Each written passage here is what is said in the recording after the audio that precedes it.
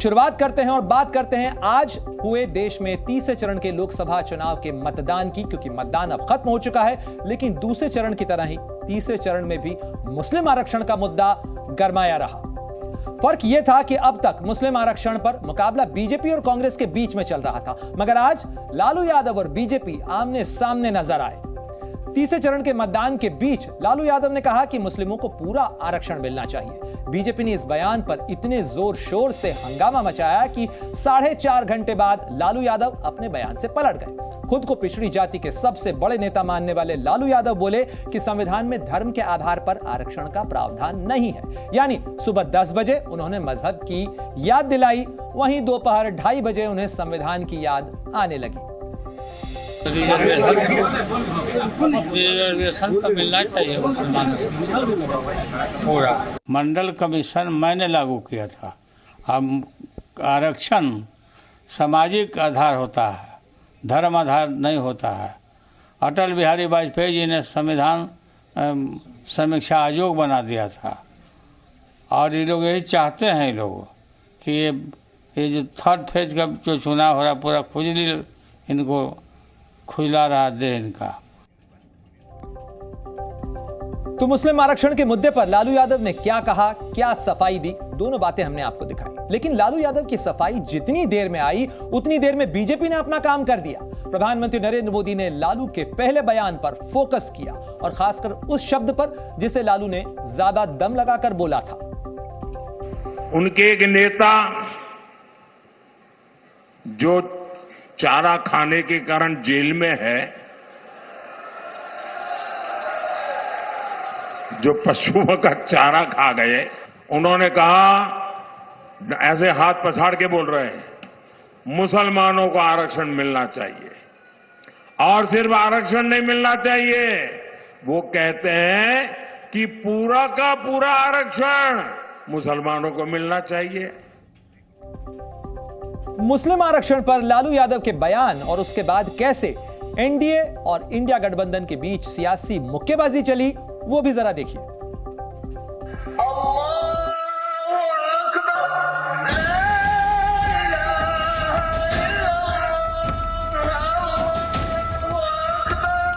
Reservation तो मिलना चाहिए मुसलमानों को पूरा। इसका मतलब क्या हुआ?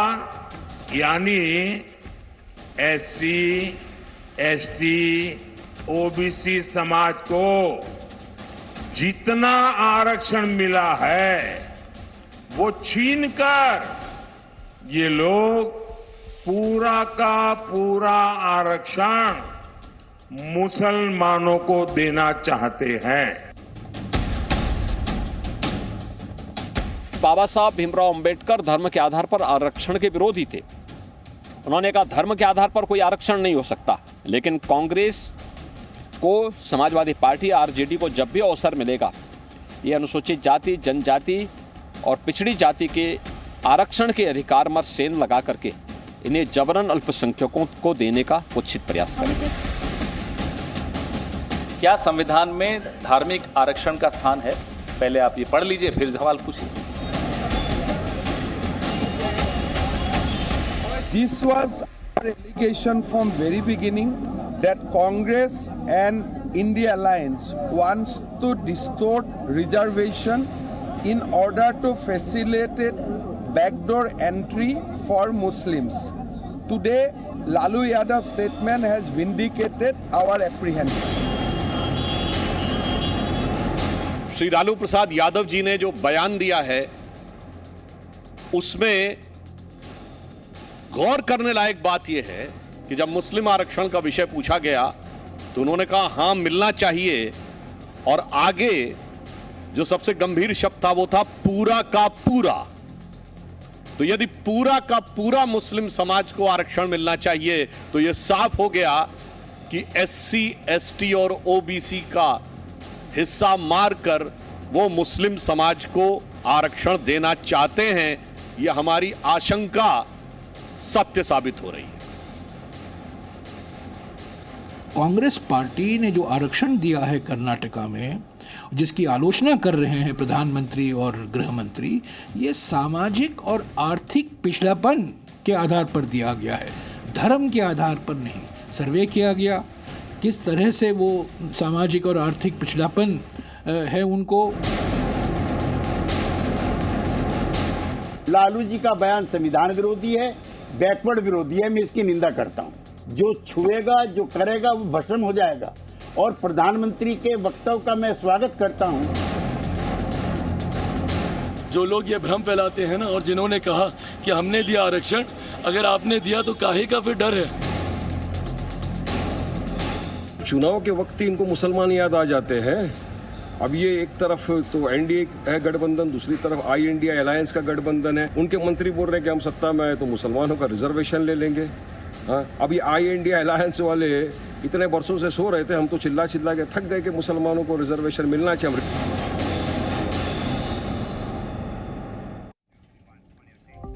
अब चुनावों का मौसम है, इसलिए सियासत तो फुल स्पीड में चल रही है, लेकिन अब आपको दिखाते हैं सरकार का एक ऐसा फैसला जिसको लेकर नमाजियों की आदत पर ब्रेक लग सकता है। दरअसल राजस्थान के शिक्षा मंत्री मदन दिलावर यूं तो सुर्खियों में रहते हैं, कभी उनके बयान से मौलाना परेशान हो जाते हैं तो कभी कट्टरपंथियों को उनके बयान नश्तर की तरह चुभते हैं। अब उन्होंने स्कूलों के शिक्षकों को एक ऐसा आदेश दे दिया है जिसके बाद नमाज पढ़ने वाले, यानी खासतौर पर स्कूल के टाइम में ऊपर वाले को याद करने वालों को ब्रेक लगाना पड़ेगा। दरअसल मंत्री जी ने राजस्थान के स्कूलों को आदेश देते हुए यह कहा है कि स्कूल के टाइम में मोबाइल फोन पर पूरी तरह से बैन लगा दिया गया है। साथ ही यह भी कहा गया है कि पूजा हो या नमाज, उसके नाम पर स्कूल के बीच में कहीं नहीं वो जा सकेंगे। साथ ही चेतावनी यह भी दी गई है कि स्कूल में शिक्षकों ने अगर सुधार नहीं किया तो उनके खिलाफ सख्त कार्रवाई होगी। अब मंत्री जी का यह आदेश किसी को अच्छा लग सकता है तो किसी को बुरा। सरकार को तुरंत ये फैसला वापस लेना चाहिए। राजस्थान के सरकारी स्कूलों में नमाज के नाम पर ब्रेक खत्म करने का मंत्री जी का आदेश कई लोगों को अच्छा तो नहीं लगेगा, फिर भी मंत्री जी ने आदेश दिया है और इस पर प्रतिक्रिया भी आनी शुरू हो गई है। हमारा मुल्क अलग अलग मजहब के मानने वालों का मुल्क है और यही इस मुल्क की खूबसूरती है कि यहाँ पर तमाम धार्मिक चीजों को करने की आजादी है। आज ये हवाला देते हुए पाबंदी लगाना कि शिक्षा में इस पर बाधा आती है, मैं समझता हूं उसकी जितनी मजम्मत की जाए कम है। दरअसल मंत्री जी के आदेश ने राजस्थान के सरकारी स्कूलों के टीचरों पर सख्ती कर दी है। उन्होंने साफ कर दिया है कि अब उनके आदेश की अवहेलना करने वालों के खिलाफ भी सख्त कार्रवाई होगी। दरअसल जिन्हें नमाज पढ़ने या पूजा करने के नाम पर ब्रेक लेने की आदत पड़ गई थी, अब उनकी इस आदत पर ब्रेक लगेगा। सभी विद्यालय में हमने वातावरण ठीक करने के लिए कोशिश की कि कोई भी अध्यापक स्कूल समय में बेरोजी बालाजी की पूजा करने के नाम पर या नमाज पढ़ने के नाम पर विद्यालय न छोड़े। यदि इसको जाना है तो छुट्टी लेके जाए, रिटर्न में जाए, वो भी रजिस्टर में दर्ज होगी कि चिट्ठी लेके गया। अन्यथा हम जो इस प्रकार से जाएगा उसके खिलाफ कार्रवाई करेंगे। अब इस फैसले से विवाद बढ़ने की संभावना है। वैसे आपको बता दें कि राजस्थान के शिक्षा मंत्री मदन दिलावर का विवादों से पुराना नाता रहा है। मदन दिलावर अपने कई विवादित बयानों से सुर्खियों में रहे हैं। हाल ही में फरवरी 2024 में उन्होंने कहा था कि स्कूलों को धर्मांतरण और लव जिहाद का अड्डा नहीं बनने देंगे। दरअसल राजस्थान के एक स्कूल में धर्मांतरण का खेल चल रहा था। हिंदू छात्र की टीसी में इस्लाम लिखा था, जिसके बाद 2 शिक्षकों पर बड़ा एक्शन लिया गया, जिसमें फिरोज खान, मिर्जा मुजाहिद को सस्पेंड कर दिया गया। एक शिक्षक शबाना के खिलाफ अनुशासनात्मक कार्रवाई की गई। उन पर छात्रों को नमाज पढ़ाने और टीसी में नाम बदलने जैसे आरोप थे। स्कूलों में प्रार्थना सभा के समय सूर्य नमस्कार का भी आदेश दिया गया और जो इस आदेश को सख्ती से पालन नहीं करेगा उस पर कार्रवाई का भी प्रावधान है। इसी तरह मार्च 2024 में मुगल शासक अकबर को उन्होंने बलात्कारी बता दिया था। अप्रैल 2024 हाल ही में कोटा में एक छात्र के सुसाइड पर शिक्षा मंत्री मदन दिलावर ने चौंकाने वाला बयान दिया था और कहा था कि सुसाइड के लिए केवल कोचिंग सेंटर जिम्मेदार नहीं, बल्कि स्टूडेंट्स की गलत संगत और परिजनों का अनावश्यक दबाव भी जिम्मेदार है। मदन दिलावर पर हिंदूवादी छवि चमकाने का भी आरोप लगता रहा है। हालांकि छात्रों के माता पिता उनके फैसले से खुश हैं। फायदो मैडम फोन चलाओ जिनका ही फायदो हुए, दिन भर आ जाओ फोन चलावे, रस्सी तो वजनी फोन चलावे, बच्चा ने ध्यान कर दे और पढ़ाओ कौन बच्चा ने। नहीं लाने में फ़ायदा है, टीचर फ़ोन लेके आएंगे तो मैं पढ़ाएंगे कम, उन्हें कॉल आते हैं, वो व्हाट्सअप चलाते हैं, इंस्टाग्राम पे रील्स बनाते हैं। नहीं लेकर हमारे फ़ायदा में अच्छा तरीके से पढ़ाएंगे, आधे घंटे का पीरियड होता है उसमें वो फ़ोन चलाएंगे तो मैं पढ़ाएंगे कब। मुझे सरकार का ये आइडिया बहुत अच्छा लगा कि क्लास में टीचर मोबाइल लेके ना आए, अगर वो आएंगे तो फिर हमारे पढ़ने में थोड़ा दिक्कत होगी। शिक्षक भले ही अंदर से इस बात को लेकर नाखुश हों, लेकिन उनकी प्रतिक्रिया कुछ यूं है। आज जो है पेपरलेस आदेश आ रहे हैं, सारे इसी से हो रहे हैं। अगर ये अनभिज्ञता टीचर को होगी तो वो कहाँ अपडेट हो पाएगा। शिक्षा मंत्री जी को पुनः विचार करना चाहिए। मैं कहूँगा ये प्रशंसा वाली बात है, क्योंकि आजकल जो सोशल मीडिया का ट्रेंड है, जो टीचर्स है जो पूरी क्लास में बैठे बैठे सोशल मीडिया पे एक्टिव रहता है, तो उसमें थोड़ी पाबंदी होगी और बच्चों पे थोड़ा ध्यान देंगे। आपको बता दें कि मंत्री जी को ये फैसला क्यों लेना पड़ा है। उनका कहना है कि मोबाइल फोन एक बीमारी है, शिक्षक न जाने क्या क्या देखते रहते हैं। शिक्षक शेयर मार्केट देखने में भी व्यस्त रहते हैं, इससे बच्चों की पढ़ाई का नुकसान होता है। वैसे मंत्री जी ये भी साफ कर चुके हैं कि अगर वाकई नमाज पढ़नी है या पूजा पाठ करना है तो ऐसे शिक्षकों को छुट्टी लेनी होगी। ब्यूरो रिपोर्ट, जी मीडिया। और चलिए अब आपको दिखा देते हैं कि शिक्षा मंत्री जी ने दरअसल मोबाइल फोन को लेकर क्या व्यवस्था बनाई है, क्योंकि इस नई व्यवस्था के मुताबिक शिक्षक अगर गलती से मोबाइल लेकर आ भी जाते हैं तो उन्हें अपना मोबाइल फोन प्रिंसिपल के पास जमा करवाना होगा। केवल प्रिंसिपल को ही स्कूल में मोबाइल फोन लेकर आने की इजाजत होगी और इमरजेंसी की हालत के अंदर अगर प्रिंसिपल के पास फोन आएगा तो वो शिक्षक को इसकी सूचना दे देंगे। तो देखिए, मोबाइल फोन से लेकर नमाज और पूजा पाठ, इन तमाम चीजों को लेकर जो नियम बनाए गए हैं वो नियम इसलिए बनाए गए हैं ताकि स्कूल में शिक्षा प्रभावित ना हो।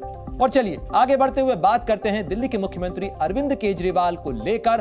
हफ्ते भर के भीतर बड़ी खबर आ सकती है, ये जानकारी मिल रही है, क्योंकि उन्हें राहत मिलेगी या उनकी आफत बढ़ेगी, अब इस पर जल्दी ही सुप्रीम कोर्ट अपना फैसला सुनाएगा। पूरी खबर आपको बताएं उससे पहले आपको यह बता देते हैं कि आज दिल्ली के मुख्यमंत्री अरविंद केजरीवाल को लेकर सर्वोच्च न्यायालय में उनसे जुड़े 2 मामलों के अंदर महत्वपूर्ण सुनवाई हुई है। और इस सुनवाई में पहला केस वो था जिसमें अरविंद केजरीवाल की गिरफ्तारी को लेकर चुनौती देने वाला पूरा मामला था, जिसके अंदर 5 दिन के भीतर फैसला आ सकता है। वहीं दूसरा केस था उनकी अंतरिम जमानत की अर्जी से जुड़ा हुआ, क्योंकि इस मामले में भी फैसला जल्द आ सकता है। सर्वोच्च न्यायालय ने ईडी से सीधे सवाल किए हैं कि अरविंद केजरीवाल के वकील को भी कोर्ट में हर सवाल का जवाब जानना चाह रहा था और जोरदार इस को लेकर दोनों के बीच में जिरह भी हुई। सवाल यह है कि अरविंद केजरीवाल को आखिर क्या राहत मिलेगी या अभी अदालत में उन्हें एक लंबी लड़ाई लड़नी होगी।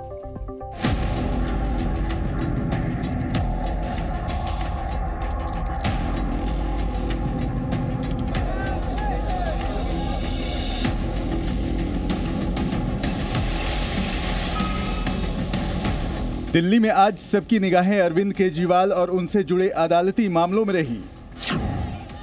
कोर्ट के बाहर बीजेपी उनके खिलाफ प्रदर्शन कर रही थी तो सुप्रीम कोर्ट के भीतर उनसे जुड़े 2 मामलों में बहस चली। दोनों ही मामलों में फैसला अब तक आने का इंतजार है, लेकिन दिल्ली में सियासत उफान पर है। केजरीवाल की अंतरिम जमानत याचिका पर सुप्रीम कोर्ट की बेंच सुनवाई के बाद बिना आदेश दिए उठ गई। अंतरिम जमानत पर बंद चैम्बर में विचार हो रहा है। क्या अरविंद केजरीवाल को चुनाव के मद्देनजर अंतरिम जमानत मिल सकती है? सुप्रीम कोर्ट ने आज इस पहलू पर सुनवाई की। हालांकि कोर्ट का आदेश कब आएगा इसको लेकर साफ साफ कुछ नहीं कहा जा सकता, क्योंकि बेंच ने उठते वक्त इस पर कुछ नहीं कहा है। लेकिन आज सुनवाई के दौरान सोलिसिटर जनरल तुषार मेहता ने अरविंद केजरीवाल को ऐसी कोई भी राहत देने का पुरजोर विरोध किया। एसजी तुषार मेहता की तरफ से कहा गया कि अगर केजरीवाल को चुनाव प्रचार के लिए जमानत मिलती है तो ये अपने आप में बेहद गलत उदाहरण साबित होगा और इसके आधार पर बाकी आरोपी भी जमानत की मांग कर सकते हैं। आज दोनों पक्षों के वकीलों ने अपनी अपनी दलीलें रखी। जस्टिस संजीव खन्ना और जस्टिस दीपांकर दत्ता की बेंच ने सभी की दलीलें सुनी, लेकिन अंतरिम जमानत पर आज अपना फैसला नहीं सुनाया, जबकि गिरफ्तारी को चुनौती देने वाली याचिका पर गुरुवार या फिर अगले हफ्ते फैसला आएगा। केजरीवाल की जमानत पर सुप्रीम कोर्ट ने 4 बड़े कमेंट किए हैं। जस्टिस संजीव खन्ना और जस्टिस दीपांकर दत्ता ने कहा, केजरीवाल कोई आदतन अपराधी नहीं है, यह एक अभूतपूर्व परिस्थिति है। लोकसभा चुनाव जारी है, वो दिल्ली के चुने हुए मुख्यमंत्री हैं। केजरीवाल की भूमिका के बारे में पता लगाने के लिए जांच एजेंसी को 2 साल लग गए, ये ठीक नहीं है। बहस के दौरान केजरीवाल की ओर से अभिषेक मनु सिंघवी की तरफ से कोर्ट को आश्वस्त किया गया कि केजरीवाल फाइल पर हस्ताक्षर नहीं करेंगे, पर शर्त यह है कि एलजी किसी काम में ये कहकर बाधा न डाले कि फाइल पर केजरीवाल के दस्तखत नहीं हैं। कोर्ट ने साफ किया है कि अरविंद केजरीवाल अगर जमानत पर बाहर आएंगे तो इस दरमियान वो फाइलों पर दस्तखत नहीं करेंगे और ना ही सरकारी कामकाज में किसी तरह का कोई दखल देंगे। इस बीच जमानत के विरोध में ईडी ने भी अपनी दलीलें दी हैं। ईडी का कहना है कि शुरुआत में हमारी जांच केजरीवाल को लेकर ही केंद्रित नहीं थी। जैसे जैसे जांच आगे बढ़ी, उनकी भूमिका सामने आई। 5000 से ज्यादा नेता जेल में बंद हैं। केजरीवाल को जमानत मिलती है तो वो भी राहत की मांग करेंगे। हालांकि केजरीवाल को जमानत के लिए सुप्रीम कोर्ट ने शर्त भी रखी है। अगर जमानत दी जाती है तो केजरीवाल सरकारी काम में दखल नहीं देंगे, वो अपने आधिकारिक कार्य नहीं करेंगे। ऐसा हुआ तो हितों का टकराव पैदा होगा और हम यह नहीं चाहते। इस बीच दिल्ली की राउज एवेन्यू कोर्ट से केजरीवाल को झटका लगा है। कोर्ट ने केजरीवाल की 20 मई तक न्यायिक हिरासत बढ़ा दी है, जबकि के कविता राउज एवेन्यू कोर्ट से निकलते वक्त गुस्से में दिखी। जाहिर है केजरीवाल को लेकर राजनीति गर्माती जा रही है। We hope that Mr. Arvind Kejriwal gets justice and there should be a level playing field on the eve of the elections. हमारा सुप्रीम कोर्ट, हमारी न्यायिक व्यवस्था बहुत संपन्न है, वो अपने हिसाब से निर्णय लेगी। इसको राजनीतिक जश्न या राजनीतिक विरोध के चश्मे से देखना जो सुबह से आम आदमी पार्टी कर रही है, बेल मिल जाएगी, बेल मिल जाएगी, मिल जाएगी। अरे बेल संवैधानिक अधिकार है, कोर्ट को देना है तो देगी, और अगर आपके पास तथ्य नहीं है तो आपको बेल नहीं देगी। इस बीच ईडी सीबीआई के बाद केजरीवाल पर अब एलजी का एनआईए भी शिकंजा कस सकता है। दरअसल एलजी वीके सक्सेना को लिखित शिकायत मिली थी, जिसमें आरोप लगाया गया है कि अरविंद केजरीवाल के नेतृत्व वाली आम आदमी पार्टी को देवेंद्र पाल भुल्लर की रिहाई और खालिस्तान समर्थक भावनाओं को बढ़ावा देने के लिए खालिस्तानी समूहों से 16 मिलियन अमेरिकी डॉलर मिले थे। इस पर भी आम आदमी पार्टी ने एलजी पर करारा प्रहार किया है। एलजी साहब का क्या है? एलजी साहब को तो ऊपर से एजेंट हैं भाजपा के, जो बटन दबती है वो बोल देते हैं, उस पर साइन कर देते हैं, नहीं करेंगे तो हटा दिए जाएंगे। लेकिन देश की जनता, दिल्ली की जनता 25 मई को इन सारे षड्यंत्रों का, सारे जेल का जवाब अपने वोट से देगी। पन्नू ने भी कहा था कि हमने आम पार्टी को समर्थन दिया है, इसलिए अपनी जिस प्रकार से वो आतंकवादी घटनाएं बढ़ा रहे थे उनको बढ़ाने में आसानी होती है, और कोई भी राजनीतिक दल इस प्रकार का पैसा लेकर देश के अंदर वो पैसा अराजकता में लगाने का काम किएगा तो कानून अपना काम करेगा। देखना यह है कि दिल्ली से देश की राजनीति में सियासी संग्राम कहां तक जाता है। दिल्ली से अरविंद सिंह के साथ ब्यूरो रिपोर्ट, जी मीडिया। और चलिए दिल्ली की सियासत और अदालती लड़ाई के बाद अब आपको कुछ डिजाइनर दिखाते हैं। दरअसल जी न्यूज ने ऐसे पत्रकारों को एक्सपोज किया है जो अपने एजेंडा को लागू करने के लिए सवालों को डिजाइन करते हैं ताकि भारत में अराजकता की आंच को भड़काया जा सके। भारत विरोधी एजेंडा चलाने वालों को लेकर भी जी न्यूज ने पश्चिमी मीडिया की सच्चाई कई बार एक्सपोज की है, उजागर की है, और जी न्यूज ने ऐसे पत्रकारों के लिए एक नाम दिया था, डिजाइनर पत्रकार। और अब ये डिजाइनर पत्रकार अमेरिका के राष्ट्रपति भवन यानी व्हाइट हाउस के अंदर भी पहुंच गए हैं।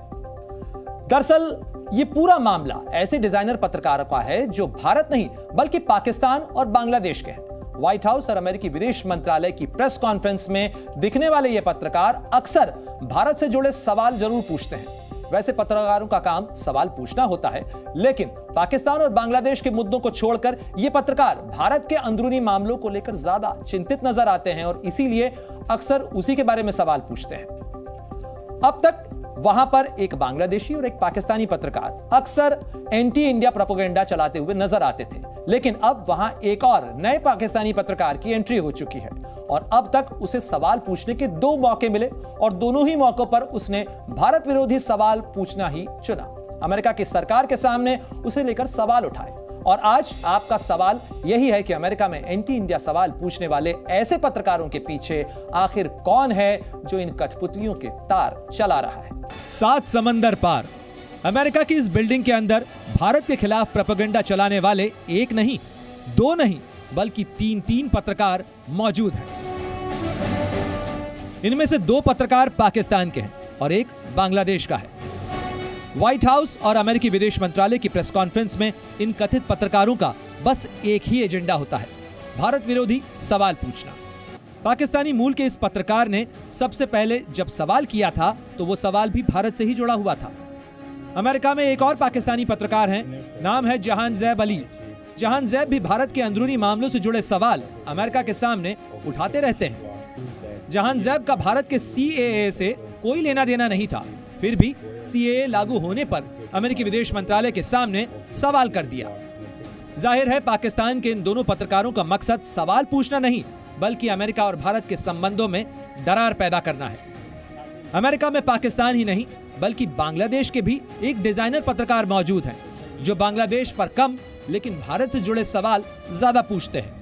मुशफिकुल फजल को न जाने भारत की राजनीति में कितनी दिलचस्पी है कि उन्होंने भारत के अंदरूनी मामलों से जुड़े सवाल संयुक्त राष्ट्र के मंच से भी उठाए हैं। मुशफिकुल फजल ने अरविंद केजरीवाल की गिरफ्तारी का मुद्दा अमेरिका के सामने, संयुक्त राष्ट्र संघ के सामने और जर्मनी की सरकार के सामने भी प्रेस कॉन्फ्रेंस में उठाया था। अमेरिकी विदेश मंत्रालय की प्रेस कॉन्फ्रेंस में अपने देश से जुड़े मुद्दों पर सवाल पूछने की बजाय ये भारत से जुड़े मुद्दों पर सवाल पूछने में ज्यादा दिलचस्पी दिखाते हैं। ब्यूरो रिपोर्ट, जी मीडिया। तो अमेरिका में भारत विरोधी एजेंडा का डिजाइन आप अच्छी तरीके से समझ गए होंगे। चलिए आगे बढ़ते हुए बात करते हैं भ्रष्टाचार के डिजाइन की भी, क्योंकि रांची के कैश कांड का गुलाम गिरफ्तार हो चुका है। और अब से 24 घंटे पहले जब आपका सवाल में कल हम बात कर रहे थे तो कैश लोग के अंदर नोटों की गिनती का सिलसिला लगातार जारी था, लेकिन अब कहानी वहां से आगे बढ़ चुकी है। कई और लोगों पर शिकंजा कसता जा रहा है और आज भी करोड़ों रुपए की बरामदगी हुई है। सवाल यह अब भी बरकरार है कि इस कैश कांड का असली मालिक या कहें इसका मास्टरमाइंड आखिर कौन है।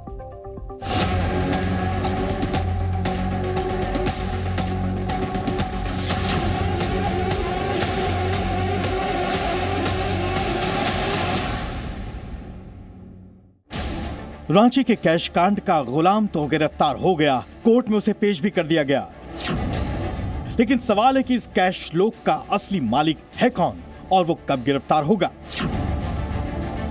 आपको बता दें कि ईडी की कार्रवाई में अब तक 35 करोड़ से ज्यादा कैश बरामद हो चुका है। झारखंड के मंत्री आलमगीर के पीए संजीव लाल और उसके नौकर जहांगीर आलम को गिरफ्तार कर ईडी की रिमांड में भी भेजा जा चुका है। दोनों को 6 दिन की रिमांड पर भेजा गया है। अब 13 मई तक संजीव लाल और जहांगीर आलम ईडी के इस सवालों का सामना करेंगे। रात के लगभग 1 बजे तक छापेमारी चली और सुबह में इन लोगों की गिरफ्तारी हुई है। तो ईडी दफ्तर से इन लोगों को पीएमएलए कोर्ट ले जाया जाएगा और वहां पर पेश किया जाएगा। फिर ईडी आगे की कार्रवाई में जुट जाएगी। इस बीच काले धन के रैकेट से जुड़े नए खुलासे सामने आए हैं। झारखंड की राजधानी रांची में केंद्रीय जांच एजेंसी ईडी की कार्रवाई आज भी जारी रही। ईडी ने आज 5 जगह छापेमारी की है। ईडी ने आज राजीव कुमार नाम के ठेकेदार के घर पर रेड मारी और उसके घर से करीब 1.5 करोड़ कैश बरामद किया गया। नए खुलासे को देख आप भी जानकर हैरान रह जाएंगे कि राजीव कुमार ने मंत्री आलमगीर के पीए संजीव लाल को करीब 10 करोड़ नकद दिए थे और इस छापेमारी को संजीव लाल से शुरुआती पूछताछ के आधार पर ही अंजाम दिया गया था। ईडी ने आरोपी संजीव लाल और जहांगीर आलम की रिमांड के लिए कोर्ट में जो याचिका दी है उसकी कॉपी जी न्यूज के हाथ लगी है, जिससे पता चलता है कि जो करोड़ों का कैश जहांगीर के घर में जमा था वो कमीशन की काली कमाई थी, जो झारखंड में 2 साल पहले हुए टेंडर घोटाले की देन है।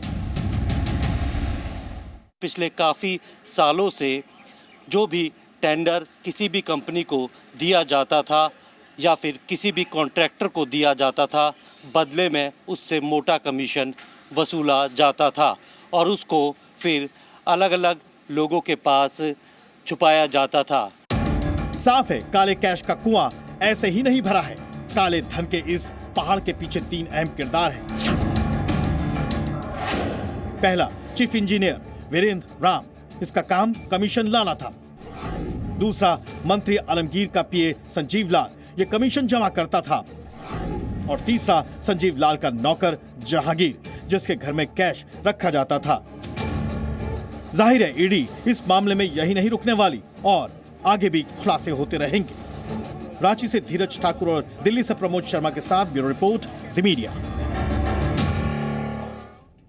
तो भारत में इतना कैश जमा करके किसने भ्रष्टाचार किया, इसकी जांच तेजी से चल रही है। लेकिन अब तो पाकिस्तान में प्रधानमंत्री की कुर्सी पर शहबाज शरीफ के काबिज होने को अभी कुछ हफ्ते ही बीते हैं कि उनके सामने बड़ा घोटाला सामने आ गया है और उस घोटाले का आरोप जिस पर लगा है वो भी पाकिस्तान में पीएम की कुर्सी पर रह चुका है और उसका नाम है अनवारुल हक काकड़। दरअसल पाकिस्तान के मीडिया के मुताबिक जरूरत से ज्यादा गेहूं मंगवाया गया और इस पर 1-2 नहीं बल्कि 330 अरब रुपए खर्च कर दिए गए। गेहूं मंगवाने के लिए व्यापारियों को टैक्स में छूट दी गई और जब यह गेहूं पाकिस्तान पहुंचा तो पता चला कि लाखों टन गेहूं में कीड़े लगे हुए हैं, फंगस लगी हुई है, वो खाने लायक नहीं है। यानी जो गेहूं आया उसका एक बड़ा हिस्सा किसी काम का ही नहीं था। अब इस्लामाबाद में बहस सबसे ज्यादा इस चीज को लेकर हो रही है कि गेहूं घोटाला आखिर क्यों किया गया, किसको फायदा पहुंचाने के लिए किया गया और पाकिस्तान के खस्ता हाल खजाने को आखिर चूना क्यों लगा दिया गया। पाकिस्तान में गेहूं घोटाला हुआ है। अब आटे के लिए फिर से भगदड़ और मारपीट का डर लोगों को सता रहा है। घोटाले का आरोप पाकिस्तान के पूर्व प्रधानमंत्री अनवारुल हक काकड़ पर लगा है। दावा है कि उन्होंने जरूरत से ज्यादा गेहूं इंपोर्ट करने का फैसला लिया, इस पर टैक्स माफ कर दिया और बुलेट ट्रेन की स्पीड से ऐसे फैसले लिए जिससे गेहूं मंगवाने वाले व्यापारियों को करोड़ों रुपए का फायदा हुआ। पाकिस्तान में यह घोटाला कार्यवाहक पीएम अनवारुल हक काकड़ के वक्त में हुआ। पाकिस्तानी मीडिया का दावा है कि अगस्त 2023 से मार्च 2024 तक 330 अरब रुपए का गेहूं मंगवाया गया। इसमें 13 लाख टन गेहूं में फंगस लगा हुआ था जो इंसानों के खाने लायक भी नहीं था। गेहूं मंगवाने के लिए व्यापारियों को टैक्स में स्पेशल छूट दी गई। इसका फायदा उठाकर व्यापारियों ने जरूरत से ज्यादा गेहूं मंगवा लिया। अब मुल्क में गेहूं का सरप्लस स्टॉक है, किसानों से खरीद नहीं हो रही है, जिसकी वजह से लगातार किसान प्रदर्शन कर रहे हैं। सवाल पाकिस्तान के पूर्व पीएम काकड़ से भी पूछा गया। इस मामले में पाकिस्तान को डबल झटका लगा है। एक तरफ पाकिस्तान में जरूरत से ज्यादा गेहूं पहुंच गया है, वहीं दूसरी तरफ गेहूं के लिए डॉलर में पेमेंट की गई, जिसकी पाकिस्तान में भीषण कमी है। पाकिस्तानी न्यूज चैनलों पर बहस का सबसे बड़ा टॉपिक है गेहूं। एक्सपर्ट्स बताते हैं कि कितने करोड़ का चूना लग गया है। दूसरी तरफ जनता समझ गई है कि मुल्क कंगाल है, फिर भी नेता बाज नहीं आ रहे। मामला पीएम शहबाज शरीफ के सामने आया तो उन्होंने एक फैक्ट फाइंडिंग टीम बना दी। पाकिस्तानी मीडिया का दावा है कि घोटाले पर रिपोर्ट आने के बाद शहबाज के बड़े भाई यानी नवाज शरीफ इस पर अंतिम फैसला लेंगे। पाकिस्तान में कोई भी मुसीबत अकेले नहीं आती। इस बार भी गेहूं घोटाले की खबर के बाद रोटी पर संकट बढ़ गया है। गेहूं घोटाले में पूर्व पाकिस्तानी पीएम काकड़ फंस गए और काकड़ को बचाने के आरोपों से शहबाज शरीफ अपना पीछा छुड़ाने की कोशिश कर रहे हैं। ब्यूरो रिपोर्ट, जी मीडिया। अब बात पाकिस्तान की चली है तो पाकिस्तान को शह देने वाले चीन की भी खबर ले लेते हैं।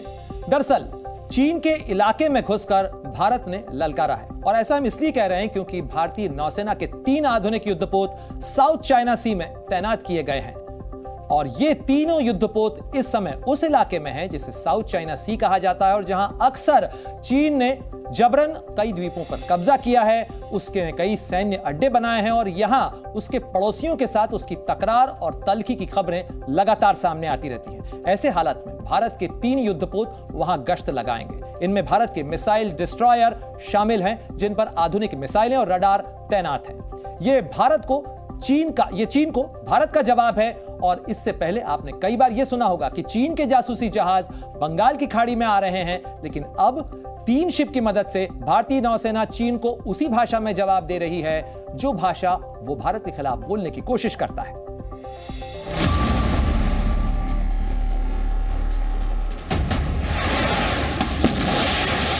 चीन के दरवाजे पर भारत के 3 बाहुबली। भारतीय नौसेना के 3 युद्धपोत आईएनएस दिल्ली, आईएनएस किलकाट और आईएनएस शक्ति चीन की समुद्री सीमा के करीब हैं। इन युद्धपोतों की ताकत बताएंगे, लेकिन पहले इनकी लोकेशन का मतलब समझिए। तीनों युद्धपोत इस समय सिंगापुर में हैं और इसके ठीक सामने साउथ चाइना सी का विवादित इलाका है और भारतीय नौसेना ने इन्हें इसी इलाके में तैनात किया है। ये भारतीय नौसेना की पूर्वी कमान का बेड़ा है जो साउथ चाइना सी में चीन को चुनौती देगा। ये वही विवादित इलाका है जिसे लेकर चीन और फिलीपींस के बीच विवाद लगातार बढ़ रहा है। भारत ने जिन युद्धपोतों को तैनात किया है वो किसी भी हालात का मुकाबला करने की क्षमता रखते हैं। INS Delhi guided missile destroyer है जिन पर बराक 8 के साथ ब्रह्मोस मिसाइलें तैनात हैं, यानी इससे हवा, समंदर और जमीन पर मिसाइल अटैक किया जा सकता है। INS किलकाट दुश्मन की पनडुब्बियों का पता लगाने और मार गिराने की ताकत रखता है। ये नौसेना के सबसे आधुनिक जहाजों में से एक है और INS शक्ति भारतीय नौसेना के सबसे बड़े जहाजों में से एक है जो समंदर में ही युद्धपोतों को ईंधन और रसद की सप्लाई करता है।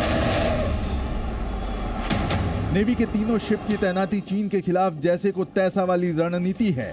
अक्सर चीन के युद्धपोत और पनडुब्बियां भारत के इलाके के आसपास दिखाई देते हैं और भारत ने भी चीन की सीमा के करीब अपना शक्ति प्रदर्शन शुरू कर दिया है। भारत और सिंगापुर की नौसेना के बीच 3 दशक पुराने मजबूत संबंध है। इस विजिट से दोनों देशों की आपसी अंडरस्टैंडिंग बढ़ेगी और चीन को सीधा मैसेज पहुंचेगा। 2021 में भी भारत ने साउथ चाइना सी में अपना युद्धपोत तैनात किया था और चीन के दुश्मनों के साथ अपने संबंध बेहतर किए। पिछले कुछ दिनों में भारत ने ऐसे कई फैसले किए जो जिनपिंग की चिंता बढ़ा रही है। 19 अप्रैल को भारत ने फिलीपींस को ब्रह्मोस मिसाइलें डिलीवर की हैं। फिर 6 मई को भारत के 3 युद्धपोत सिंगापुर पहुंच गए और भारतीय नौसेना का त्रिकोण चीन की चिंता बढ़ा रहा होगा। ब्यूरो रिपोर्ट, जी मीडिया। और चलिए आगे बढ़ते हुए बात करते हैं कि रूस के बाद अब इजराइल और हमास की जो जंग चल रही है उसके भी 204 दिन पूरे हो चुके हैं। हमास घुटने पर अब आता नजर आ रहा है क्योंकि उसने युद्ध विराम के लिए इजराइल को एक प्रस्ताव भेजा है। हमास के इस कदम से गाजा में खुशियां मनाई जा रही हैं, लेकिन इजराइल हमास के युद्ध विराम के प्रस्ताव को मानने के लिए फिलहाल तैयार नहीं है। अब तो बेंजामिन नेतन्याहू जो कि इजराइल के प्रधानमंत्री हैं, अपनी सेना को गाजा के उस हिस्से में भेजना शुरू करने जा रहे हैं जहां से जंग की एक नई शुरुआत हो सकती है। देखिए हमास और इजराइल की जंग पर 2 मिनट का ये छोटा सा रील।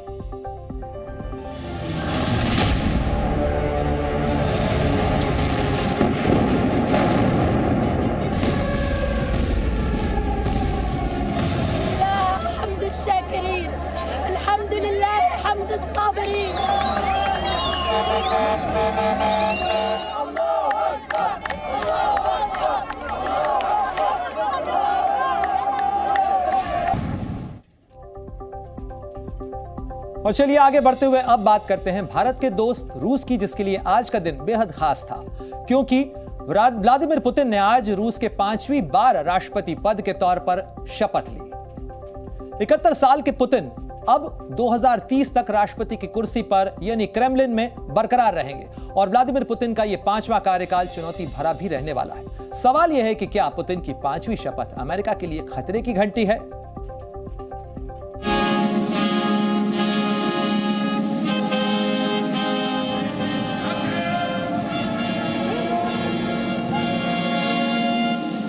आलीशान महल में शानदार धुन के बीच व्लादिमीर पुतिन की एंट्री। Vladimirovich Putin.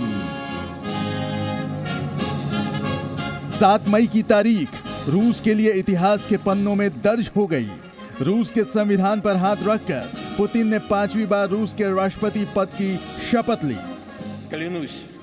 При осуществлении полномочий президента мы хотим и будем жить в демократической стране, где у каждого есть свобода и простор приложения таланта и труда, своих сил, общей напряженной работы. मॉस्को के भव्य और आलीशान ग्रैंड क्रेमलिन पैलेस में शानदार शपथ समारोह आयोजित किया गया। Российской Федерации. पुतिन की शपथ से पहले रूस के संविधान को बहुत सम्मान के साथ पैलेस के उस हॉल में लाया गया था जहां पर रूसी राष्ट्रपति शपथ लेने वाले थे।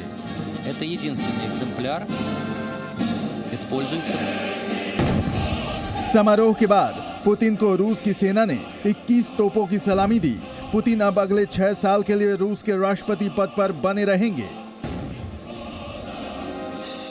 साल 2030 तक वो रूस के राष्ट्रपति बने रहेंगे।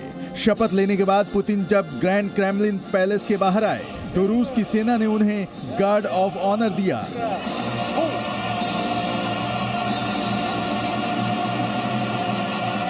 Здравствуйте, товарищи! इस शपथ समारोह का पश्चिमी देशों ने बहिष्कार किया। समारोह में ना तो अमेरिका का कोई प्रतिनिधि आया, ना ही ब्रिटेन का और ना ही किसी यूरोपीय देशों का सदस्य शामिल हुआ।